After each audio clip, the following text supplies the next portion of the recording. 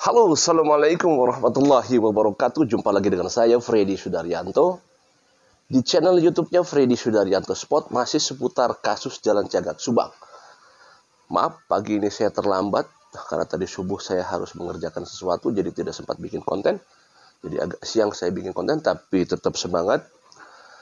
Sebelumnya, seperti biasa saya ucapkan banyak terima kasih kepada rekan, sahabat, saudara yang telah subscribe, menonton, juga komentar di channel YouTube saya seputar kasus Subang. Semoga kebaikannya dibalas Allah Subhanahu wa Ta'ala dengan rezeki yang banyak, berlimpah dan barokah, dan keluarga diberikan kesehatan selalu. Amin ya robbal alamin. Kita doakan almarhumah Ibu Tuti dan Amelia dan keadaan husnul khotimah, dan kita support kepolisian Indonesia, khususnya Polda Jabar, semua bisa cepat mengungkap kasus ini, dan semoga Bapak Kapolda Jabar, Bapak Irjen Pol Suntana bisa cepat untuk mengungkap kasus ini, apalagi Bapak Kapolri sudah menugaskan dan menegaskan kepada jajaran di bawahnya, khususnya Kapolda dan Kapolres, untuk menyelesaikan semua tugas-tugas yang belum terselesaikan. Ini adalah instruksi dari atasan. Maka saya yakin Bapak Irjen Pol Suntana pasti sudah jelas menerima instruksi ini dari atasannya, yaitu dari Bapak Kapolri. Apalagi Bapak Kapolri dapat amanatnya dari Bapak Presiden, Bapak Joko Widodo. Apakah akan begitu saja mendiamkan kasus Subang? Saya kira sangat tidak mungkin. Ya, sekarang polisi lagi dipantau oleh Bapak Presiden. Maka saya yakin Kapolda Jabar sekarang menugaskan kepada jajaran bawahannya pasti untuk bisa cepat mengungkap kasus ini. Karena saya lihat memang ada pergerakan-pergerakan yang senyap, yang memang tidak terlihat. Baik, sahabat rekan, saya akan menanggapi di channel YouTube-nya Misteri Mbak Suci dengan hilangnya banner di dekat TKP. Ini sungguh menarik. Kenapa saya menarik? Tidak ada api kalau tidak ada asap. Tidak ada asap, maksud saya kalau tidak ada api. Tidak mungkin hilang kalau tidak ada sebab musabab. Katakanlah hujan besar katanya. Tapi kalau hujan besar paling hanya jatuh atau misalkan barangnya pasti ada di bawah. Ya. Ada di bawah atau bekas-bekasnya ada di bawah, seperti bambunya ada di bawah. Ini hilang lenyap begitu saja. Maka saya menanggapi ada beberapa kemungkinan. Satu, bisa saja misalkan kena hujan kemudian diambil orang untuk dipakai di dipakai dagang asongan, atau dipakai di seperti, bisa saja seperti itu. Atau bisa saja warga yang tidak suka dengan banner tersebut. Tapi apa pedulinya, apa urusannya kalau misalnya tidak suka, kok harus mengambil. Ketiga adalah ada kemungkinan pelaku masih ada di sekitaran Jalan Cagak Subang. Ya, sekali lagi poin pertama, ada kemungkinan dengan hilangnya banner Misteri Mbak Suci, yaitu tentang penandatanganan warga,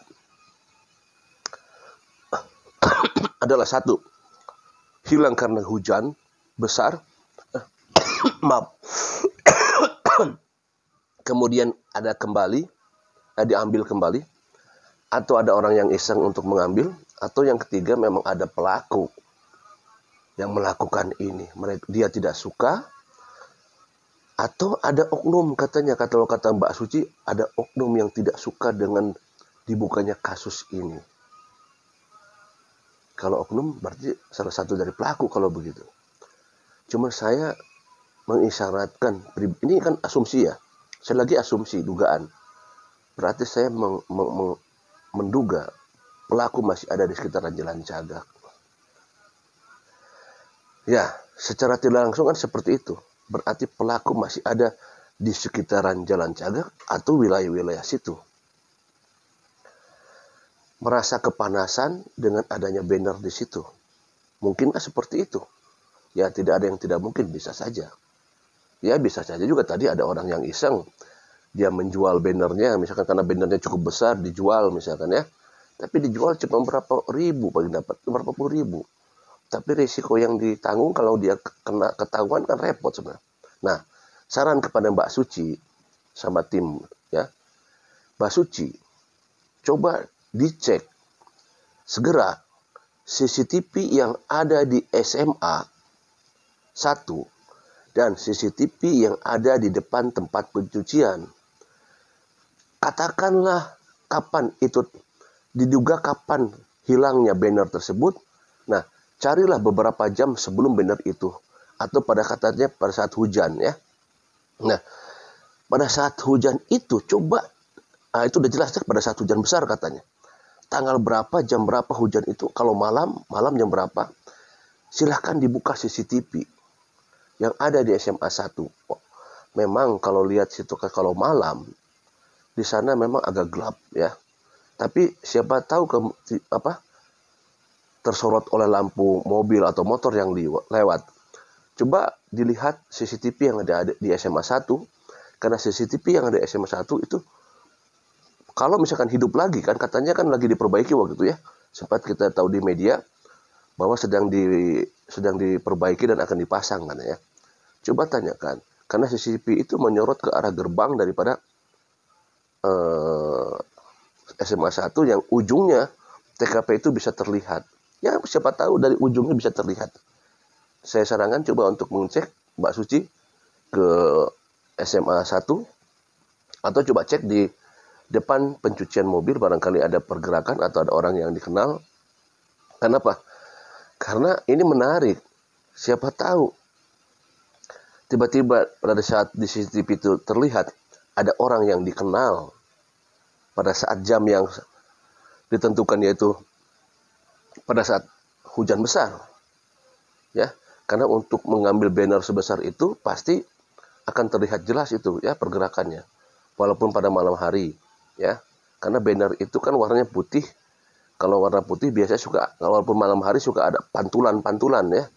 Coba dicek di CCTV SMA 1 Mbak Suci dan di CCTV di depan pencucian mobil ada pergerakan nggak orang-orang yang dikenal kira-kira di di sekitar situ. Itu menarik itu. Karena bisa dijadikan petunjuk nantinya. Kenapa? Karena ini berkaitan dengan kasus. Karena spanduk itu temanya adalah tema kasus Subang. Sehingga kalau misalkan ada orang yang ikut campur dengan spanduk itu, ya kita tanya apa maksudnya. Gitu kan? Ada kepentingan apa? Kalau misalkan dijual, untuk apa dijual? Gitu kan? Nah, silakan. Ini penting nih, Mbak Suci. Dikejar aja nih. Nah, sekali lagi bahwa pemikiran saya apakah memang pelaku masih ada di sekitaran Jalan Cagak, Subang. Misteri, sungguh misteri. Tapi jujur saja bahwa akhir-akhir ini ada hal-hal yang pernah saya dicantumkan di YouTube saya. Ada hal-hal yang aneh. Memang ada gerakan-gerakan yang aneh terlihat sekarang ini. Mudah-mudahan Bapak Kapolda Jabar segera mengungkap kasus ini sesuai instruksi daripada Bapak Kapolri. Kita doakan selalu, sahabat rekan, kita doakan selalu karena tidak mungkin ada yang tertukar, kejahatan akan ada balasannya. Apalagi pembunuhan itu adalah dosa besar. Kita tunggu saja. Assalamualaikum warahmatullahi wabarakatuh.